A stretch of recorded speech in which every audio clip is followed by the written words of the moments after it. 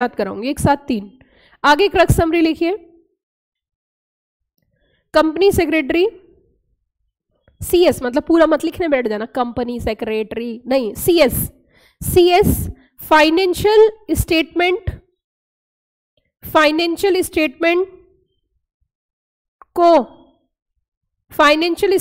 को financial year में analyse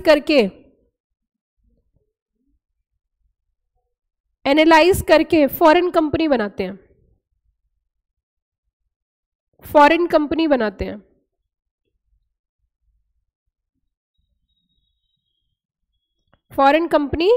हैं। अब सुनो क्या बोला मैंने, बताइए। कंपनी सेक्रेटरी क्या करते हैं, फाइनेंशियल स्टेटमेंट को फाइनेंशियल ईयर में एनालाइज करके फॉरेन कंपनी बनाते हैं, राइट। अब सुनो मेरी बात, डेफिनेशन तो मतलब सेक्शन कौन सा है? अगर डेफिनेशन में किसी की भी बोलूं तो आपको क्या याद रखना है, सेक्शन 2। अब सुनना मेरी बात, सबसे पहले हमने फाइनेंशियल स्टेटमेंट और फाइनेंशियल ईयर की बात करी। Financial year is defined section 2 clause 41, बीच में लिखो सेक्शन 2 क्लॉज 41, फाइनेंशियल ईयर के ऊपर सेक्शन 2 क्लॉज 41, मतलब financial year is defined under section 2 clause 41, ठीक है। अब 41 को कैसे याद करना है? Financial year start from 1 April comes to an end 31 of March, ठीक।